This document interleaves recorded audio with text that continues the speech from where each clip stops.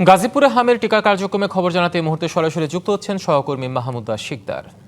মাহমুদা, কেমন দেখছেন সেখানে হামের টিকাদান কার্যক্রম কোথায় কোথায় দেওয়া হচ্ছে? সকাল ৯টার সময় স্বাস্থ্য ও প্রতিমন্ত্রী ডক্টর এম এ মোহিত গাজীপুর ভাওয়াল মির্জাপুরের ৩ নম্বর যে ইউনিয়ন পরিষদ চত্বর সেখানে এসে এই টিকাদান কর্মসূচির উদ্বোধন করেন।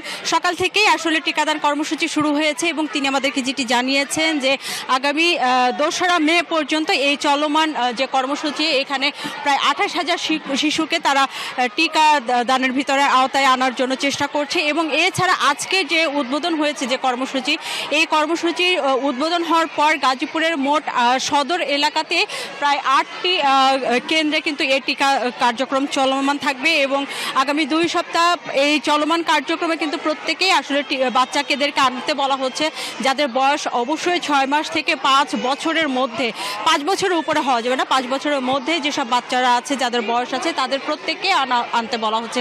এর পাশাপাশি অভিভাবকদের সাথে আমরা কথা বলেছি, তারা আসলে এখানকার যে ব্যবস্থাপনা সেই ব্যবস্থাপনা নিয়ে যথেষ্ট ক্ষোভ প্রকাশ করেছেন। তার কারণ ছোট ছোট বাচ্চারা যেখানে এখানে আসা হচ্ছে, এখানে প্রচুর পরিমাণে গরম এবং ছোট্ট একটি পরিসরে, যেহেতু ইউনিয়ন পরিষদ চত্বর খুবই ছোট্ট একটা এরিয়া, এই এলাকাটাতে আসলে ছোট্ট এরিয়াতে এই টিকাদান কর্মসূচি করার কারণে কিন্তু এক জায়গাতে অনেক মানুষের একসাথে কিন্তু তাদেরকে একত্রিত হতে হচ্ছে, যার কারণে বাচ্চারা গরমে এবং ভ্যাবসা গরম যেহেতু, সেই কারণে কিন্তু আরও বেশি অসুস্থ হয়ে পড়ছেন।